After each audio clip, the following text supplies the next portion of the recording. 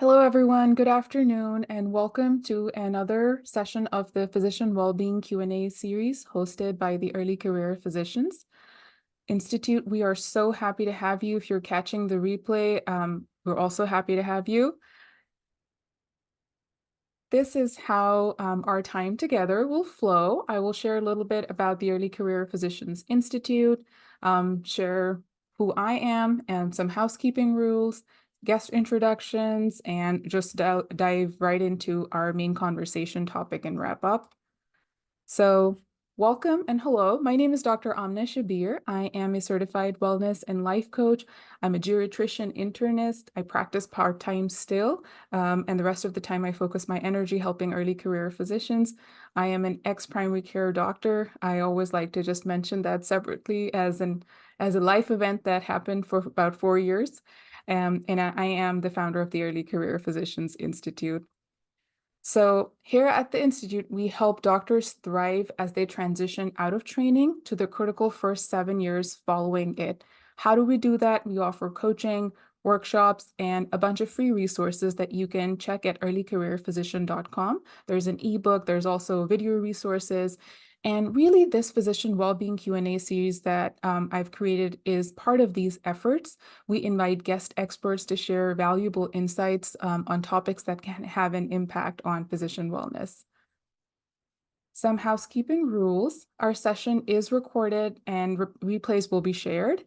Zoom is the platform that we're using. If you have any questions regarding that in specific, I would just check Zoom's policies. Please feel free to place any questions you have in the chat as we go, and you're welcome to raise your hand at any time and ask questions. It is your choice to maintain anonymity. Just want to create a space where you can genuinely ask and get the answers that you want. And without further ado, we have our guest speaker today, Dr. Sapna Shahak. She's an internal medicine physician, and she is the amazing host of the famous The Worthy Physician podcast. If you have not heard the podcast, I would highly encourage you to do so. That is where I met Dr. Shahak before, because she was in my ear before we had a one-on-one interaction. She's also the co-author of Thriving After Burnout, a compilation of real stories by female physicians. I'm going to stop sharing so you can see the both of us. Hello. And Dr. Shahak, please, would you like to go ahead and introduce yourself a little bit more, share a little bit about your journey? Yeah.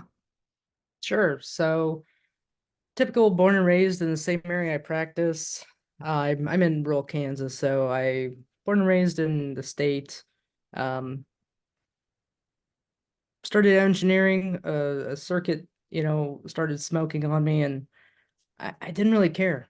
So what does that have to do with anything? I pivoted to biology, graduated from Newman, was applying to medical school, was I calculated the amount of payment I was going to need to be making to start paying for my undergrad, because they really don't give you any leeway on top of applying to medical school and what have you. So it was a lot cheaper for me to continue going to school, and that's when I acquired my MBA.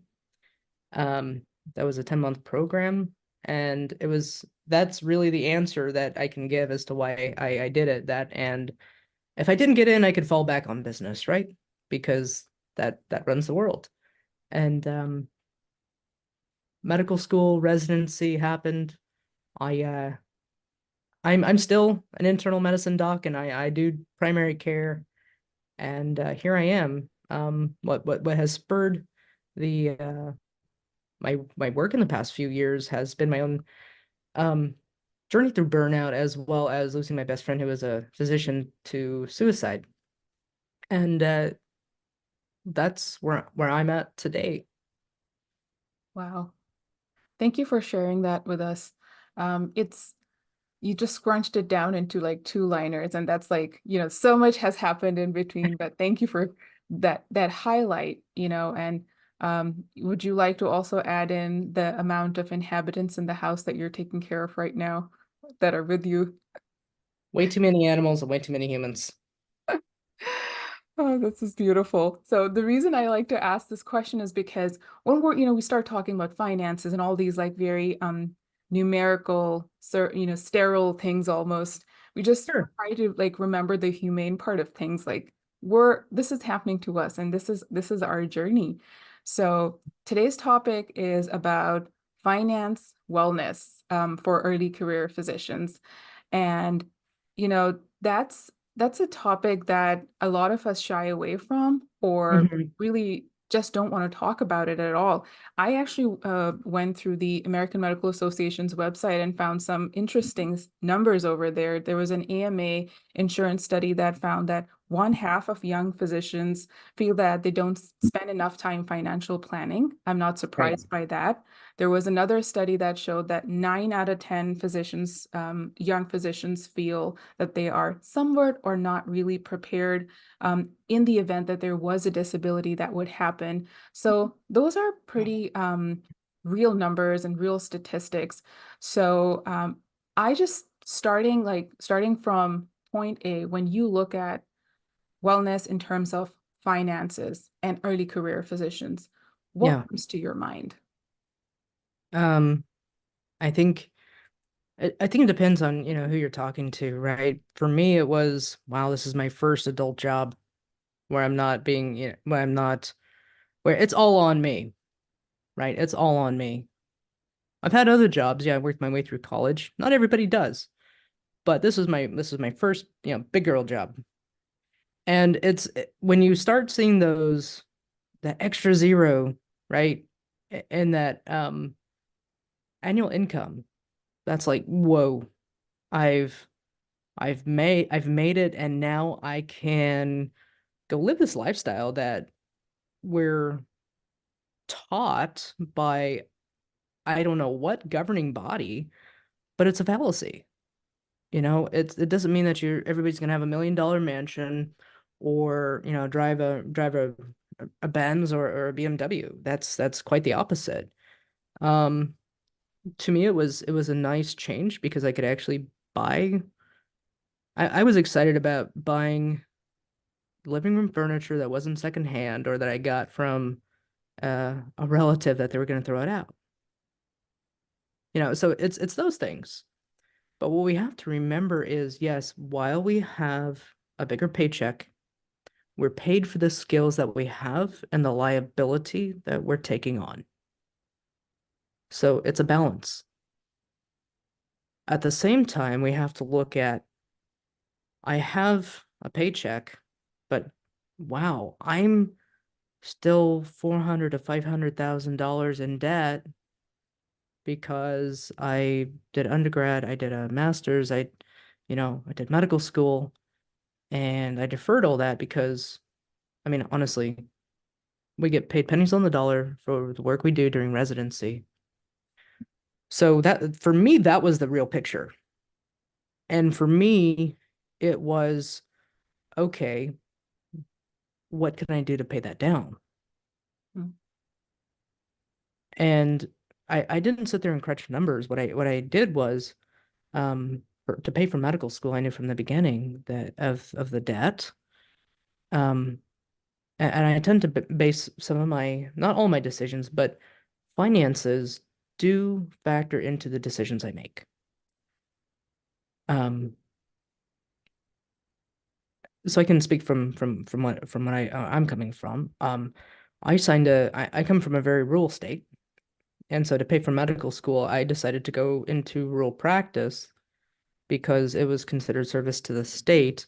And for 1 year of my service plus a paycheck, it was a year of debt washed off for my medical school.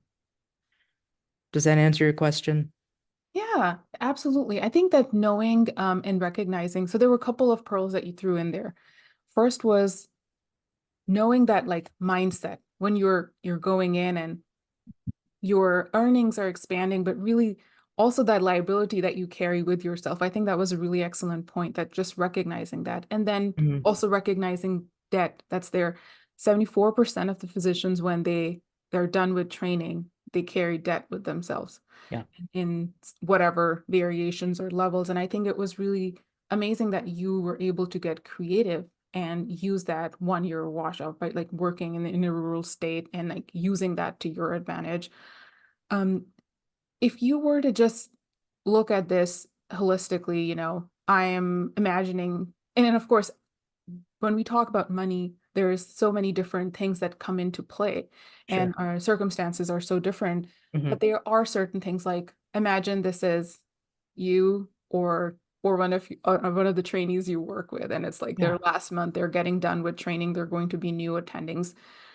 What would be like the top three things that you would tell them to think about? And just to start, this is like we're talking about somebody who's not savvy with numbers, and like what are the three like basic points that you would recommend people that they start thinking in a certain way? Sure. I would say, so first off, disclaimer, this is not financial advice. I'm Yeah. telling you what I learned through asking a lot of questions. First off, find a CPA that you trust. Why? Because your income from going from resident or fellow is going to at least triple when you become an attending. And that changes your income bracket, and that limits what you can deduct. And I'm not even going to get into that because that's a conversation of its own, but find a good CPA. They're worth it. And it doesn't have to be hundreds of thousands of dollars or thousands of dollars. You pay for their time, you pay for their expertise. They mess up the taxes, it's on them. Mm, And but you also want to know something that's going to be ethical, because you don't want to be audited and then slammed with a big fine or have to pay back hundreds of, several thousand dollars actually. So find a good CPA. It's like you would not want me doing a heart cath, or you would not want me doing surgery. You consult a surgeon, you consult a cardiologist. It's the same mindset. So a good CPA. Another one is definitely, definitely the earlier the better. And I understand that disability and life insurance can be expensive, but it's more expensive the older you get. So when you can, and again, let's say that I always recommend budgeting, but get your life insurance and your disability insurance as young as possible. Um, and this may be an outdated rule. My family has definitely expanded since I took out my life insurance, and we've added slowly. But estimate about 10 times what your annual income would be. That's what I've gone by. Again, um, that is where a financial advisor or financial planner comes in handy. Um, and the disability insurance is a highly recommended thing, because if you are unable to do your job, your debt doesn't go away. So you would still have to cover that unless there are other avenues to take, I guess, bankruptcy. But disability insurance, the younger you are, the less complications, the cheaper the monthly deductible. And mind you, these are things that can always be dropped. But if you were to not be able to perform your job, how would you make another income the same way to cover your lifestyle, to cover your debt? So these are just some pearls. The last one would be to definitely find a contract lawyer. If you can afford it, because they are expensive. But hire a contract lawyer. And it's not because you want to negotiate, every dime you can out of that. I don't believe in that. But you want it to be ethical on both sides, and you want it to be favorable. You want it to be a win-win. That's a good negotiated contract. If you are employed, or even 1099, which would be self-employed. But if you're gonna offer your services somewhere, a contract lawyer will help you, because if it's not worded right, or if it's not in the contract, then it doesn't matter. What you say, what they email back and forth, what you say in person, you shake your hand, you shake hands on it, that doesn't hold up. So if it's not on paper, didn't happen. Those are really good points. And I think that just going in with that well-being mindset and this one of the important points that you make over there includes preparing for the unexpected, like having Mhm. that recognition to protect yourself. You want to have that, that's where the contract lawyer comes in and the disability insurance and life insurance that comes in as well. Mhm. So and I completely echo that. I'm just curious to pick your brain a little bit about Mhm. this part. I have interacted with some early career physicians recently that are signing hospital contracts, and there is this feeling, um, there is this joy of getting done with residency, Yeah. um, and then okay, now I have a contract, but it's like, oh, it's a standard contract. There's like nothing to negotiate here. Mm. Why do I need a lawyer? So, what are your thoughts on that? Yeah, I was one of them, right? I was one of them, and so I'm speaking from experience. And I think that psychologically we're so overwhelmed with now, it's overwhelming to be responsible for somebody's life and health without the backup of an attending, so that's a transition. It's a newfound freedom until you jump into, the employment realm. And I think that, and I know where I'm at. It's not out of, oh, let me see how much I can squeeze out of this doctor. It is a standard contract, but you have to remember these are lawyers that write them up. They don't know what we do. These are either family lawyers or contract lawyers for the hospital. So who pays that lawyer? That's the hospital or that clinic or that group. So that standard contract, by no fault of its own, is going to be, let's say, in favor of the employer. So, and it can be something as simple as defining call. What does call look like? Is it 1 in 4 nights? Is it 1 in 4 weekends? What is expected? One of my pitfalls was that was not in the contract. That was just something completely out here, out in right field that happened, and that really screwed me over. And the other part was my fault. But had it been in the contract that no, I only have 1 in every 6 weekends, and I'm not obligated by any means to go in when I'm off or go in when I'm not on schedule, that would have given me something to fall back on and a reason to say no, if that makes sense. Yeah, that is so important. And most of the time, the schedules in any stipulation, Hmm. they're not mentioned. It's like this lump sum, you're going to work X amount of hours for X amount of FTE. That's really not mentioned. And you're so true. We're walking into that trap. Hmm. Even if whatever it is, even if it's an addendum, getting something attached, getting something written is important. And we know we talk about finance and we financial pearls and wellness and all these things. Well, your time and your energy is one of the biggest resources that you have. And if you don't manage that along with your wealth, you're going to burn out. And you're going to stay hostage to a work environment that you don't want to continue working in. So that's where understanding your contract is so important. And another thing, I I would love to hear your thoughts on that. How many of us understand our contract in detail? Like, how many of us understand the financial structure of our compensation, our base salary, our bonus, what metrics we have to hit? Are those constantly moving?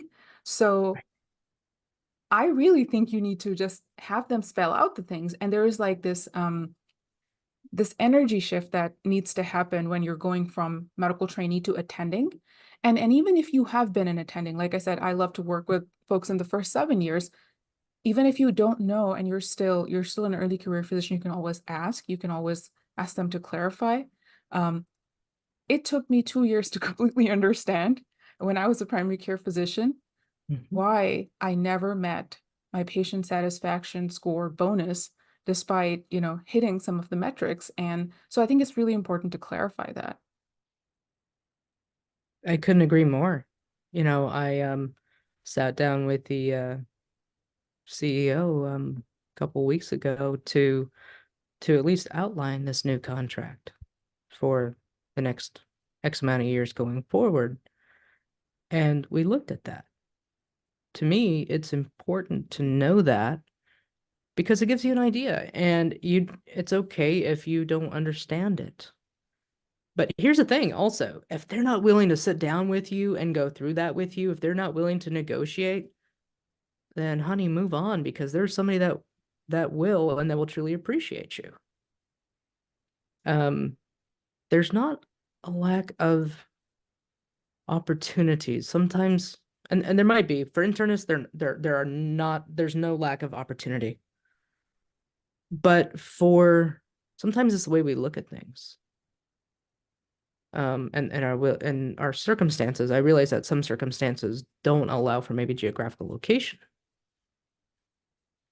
But you need to understand those numbers. And if you don't, find somebody that can help break it down for you. Because I've chased those numbers, and that added to my burnout, among other things. But you have to have those defined, and it's okay to ask questions. I'm 10 years in and I still ask questions, and I really don't care what somebody's opinion of me is for asking maybe a quote unquote dumb question, but I need to know that for me. Yeah. I love your objective approach to it. I feel like, and that's where some of it is mindset work, is that work in which you're shifting perspectives. You have to look at things very objectively and numerically. There's always room to negotiate. So the first step is to understand. The minimum that you can do is understand your financial structure and compensation. And then there's always room to negotiate. Like if you're not moving numbers, can you move schedule? Can you ask for less call? Can you ask for 3-day work week? There are so many creative ways to, when you walk into a space, you're just walking into a situation, and this energy, they're like, oh, they're like, it's a hospital contract, everyone signed the same thing. And the thing I dislike is that their older seasoned physicians in the same practice are then perpetuating the narrative, because what does someone do when they're going to join a group? They're like, I'll just ask this X person who knows Y person, and this is what we all tell our younger attendings as well. It's okay. I signed the thing. I walked into a landmine. You walk into a landmine. We all walk into a landmine situation. Um, and then I really also just wanted to add this point about preparing for the unexpected. It also, in terms of like updating your will and medical directives, only like 24% of young physicians have actually done any form of estate planning. And so as we talk about finances and wellness for that, a big thing that requires Yeah. peace of mind is like, what something happens to me, what's going to happen with my family? Right. Right. And I will say I'll be honest, I was one of those that I didn't have a will or anything like that, or any type of estate planning until I was in my mid-30s. But what happened? I had kids, right? Kids change everything. So it also depends on the mindset. I mean, if something happened to me pre-kids, oh well, Yeah. right? If something happened to me post-kids, that was a pusher for me. So, um, I would say that we all have to die today, tomorrow, next week. Hopefully not, right? But death is inevitable. Disability is nothing that we wish for, but something we have to plan for. That's the reason why we have malpractice insurance. It's the reason why we have auto insurance. You have to, when you're ready, find a lawyer that you sit down with, and you at least start small. Start small, and just because they cost more does not mean they're better. You want somebody that's going to fit your needs. And as you have more experience, as your needs change, if you outgrow that service for that lawyer, that's not a bad thing. That's a good thing, because then you graduated and you'll find somebody else that you trust and that can fill your needs. It's again like different specialties in medicine. It's the same with this as well. But I say a CPA, a financial advisor, as well as a estate planning lawyer, because all these things, all these moving parts, if something were to happen to you, it will take a load off of your mind if you're still alive or disabled, or even your family that in the state of grief, this is all too familiar to me, but in the state of grief, it's very hard to concentrate. It's very hard to make those calculations. So while you're able-bodied, able-minded, do it now. But do it when you're ready, when you at least start with baby steps. And you're right. When we negotiate contracts, and again, going back to the contract lawyer, it can be something as simple as, okay, I work a compressed schedule. I work Tuesday, Wednesday, Thursday, and occasional Fridays. But I also have X amount of time for CME. I have X amount of funding for CME. I have a way of not being disturbed when I'm not at work. So all that's in the contract. And that for me is what makes my position sustainable for me. Yeah.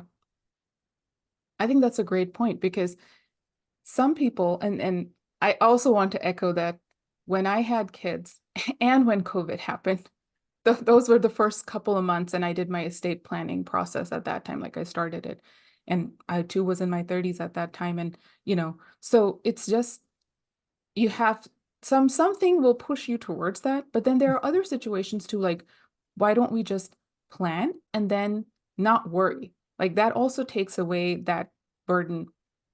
And Mhm.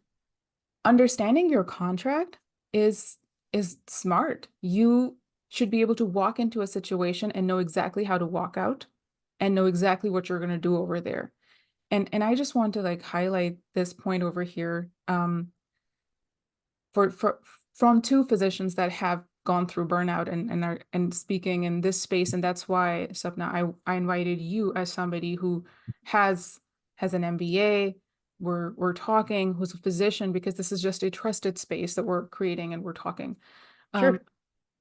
it you will crash if you decide to not look at all these metrics and numbers and you just want to hide or just like delay this for if and when in the future. You will crash because science and studies show that 42% of our time every day needs to be rest. That's about 10 hours a day. There's no way. Even us on ideal, we're still chasing that. But you can power through. At some point you will break down. So that's where knowing your schedule. How can you take a break? How can you add a sabbatical? This is a toxic workplace. I'm going to walk away. If I walk away, how am I protected? What's Mhm. my financial cushion? If you haven't done planning, you don't have a financial cushion. If you don't understand your contract, you don't know how to get out of this situation. So once all of these things you're prepared and planned for, then you can go do your job and hopefully do your job well Mm. and feel empowered because you do have more agency than you are told or more than you believe. And the whole imposterism and everything. I mean, I could go on with that, but any thoughts about that before I move on to my next question? One thing no, I completely agree with that. I echo that. And again, this is not something that you may or may not institute all this at one time. It took me the first 5, 6 years of my career to understand this and to do this. Yeah. So hopefully this will help expedite your journey a little faster. But these are things to keep in mind. And again, this is why a CPA, a contract lawyer, and disability insurance are so important. Life insurance as well, right? But why all these insurances? If you cannot do your job at all, you have you have the potential to have to pay your debt back by liquidating what little you have or whatever you have built, but now you have to pay debt. And there's no mercy with that. Yeah. There's no mercy with that. No matter how good of a human being you are, they have no mercy. they will come after you. Yeah, So insure yourself. absolutely. And I don't remember the exact numbers, but my understanding is also that for female physicians, the disability insurance after a certain age seems to be like it's higher in cost as well. So, um, I don't know, just throwing that and folks can verify it. Uh, yes, because it was female and of childbearing age. Uh, it's it is, I don't know what their basis is. It very well could be potential complications and health related issues post, you know, postpartum, post pregnancy. And while I understand that those are realities, I personally think that those are very biased, but it is what it is. Um, get the disability insurance early. I applied for disability insurance, and I will say, yes, your employer probably has an X amount of disability insurance through your workplace. However, that's not nearly enough to cover what you would need. And the amount that you would need is based on debt to income ratio. And that is why they have people that do just that. Um, they can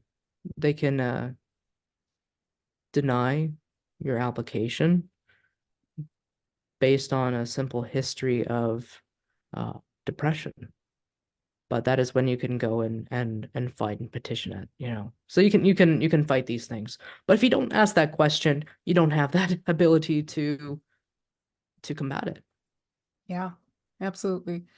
So, as we talk about like CPAs and all these individuals that we want to apply, and let's just start with CPA because I was trying to see somewhere someone had written like, don't just take your friend's advice and like go and get that CPA.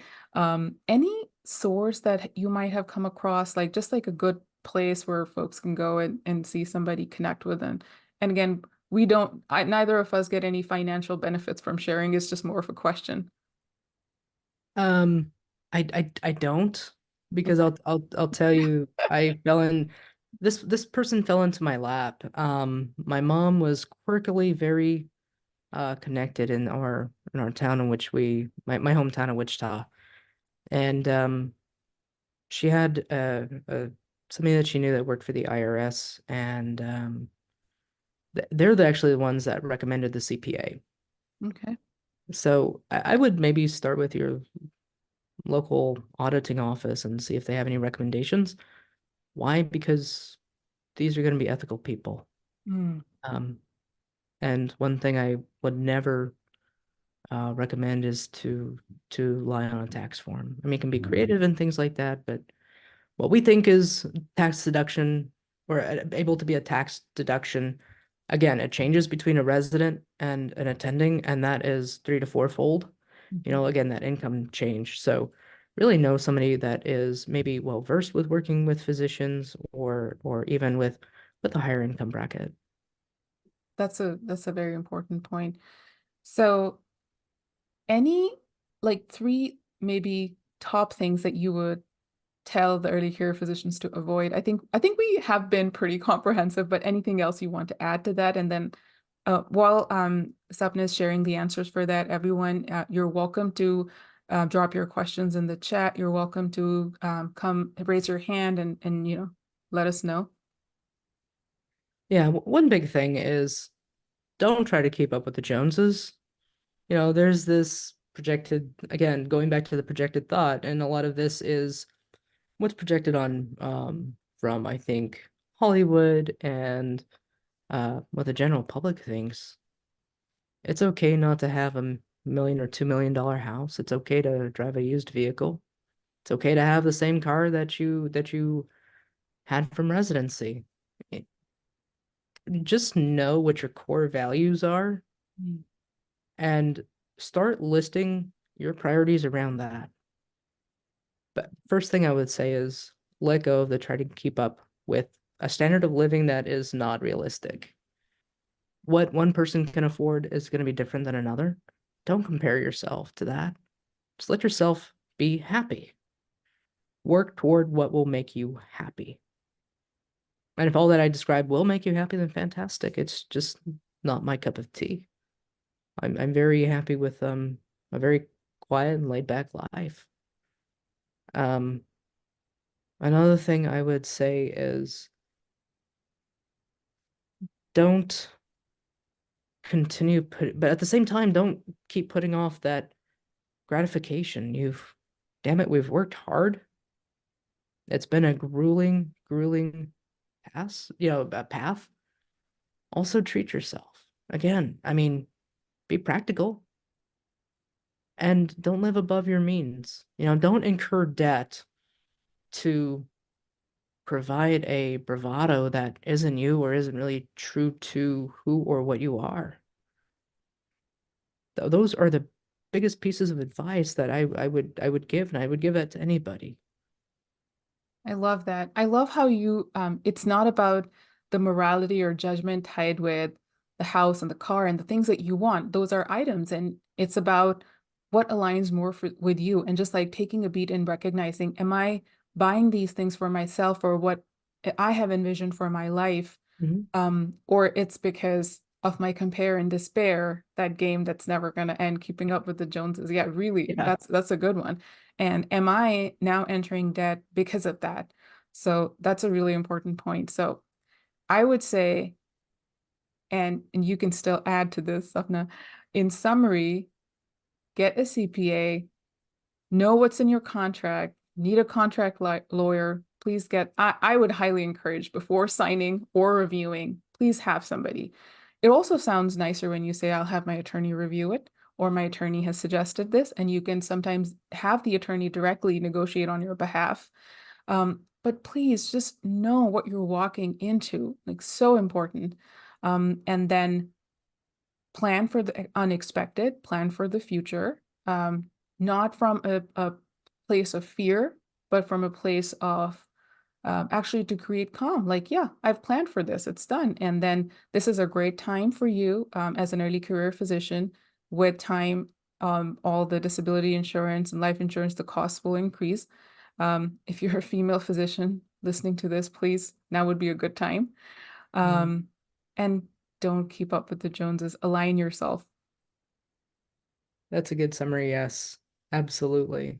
And when you get on some of the social media groups, right, like with FIRE or physicians, some of the different physician communities, it's like, well, I have, $3 million and I'm only 42 and I'm going to be doing this. What should I do? I just reached FIRE. You have to remember that you don't know their circumstances. You don't know if that's generational wealth. You don't know if they've burned themselves at both ends to achieve that number. So, but and then when I say don't keep up with the Joneses, like that's what I mean. Um, I have other physician colleagues and family members that they live in a much more luxurious lifestyle, but they also don't have the flexibility that I have. And so it's a trade-off of what you want to have. Again, going back to what aligns with your core values. And then, I would always walk into the physician's lounge during as a medical student or a resident, and I would say, yeah, I would look at people watching the stock market, or you hear about people investing in real estate. That comes with time. Don't think maybe some people have that and they're just naturally born with that. They have been coached or they have been taught. It's okay to not be there. And if it's of interest to you, go learn about it. And if it's not of interest to you, don't worry about it. Like, don't feel like you have to have your hand in every pot that everybody else does.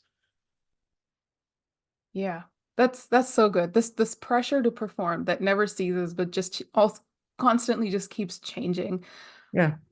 Instead of that, just coming back to what you want in life, and then know what you're doing at least. Let's start there. That would be a great place. And even for physicians that are investing again, if you've been further down, and it's great. I'm all for that. We even had a talk on real estate investing. I am all about physician empowerment, and financial freedom is a form of empowerment. So that's great, but it all starts with awareness and knowledge and planning. So that's wonderful. If there are any other questions from the folks attending us live, you're welcome to go ahead and ask at any point.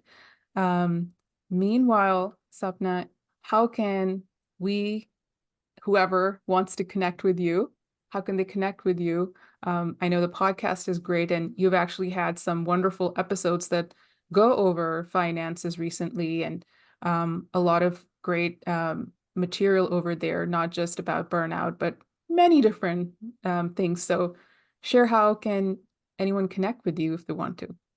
Sure. There are two ways. I'm most socially active on LinkedIn, and the other one is going to the website, theworthyphysician.com.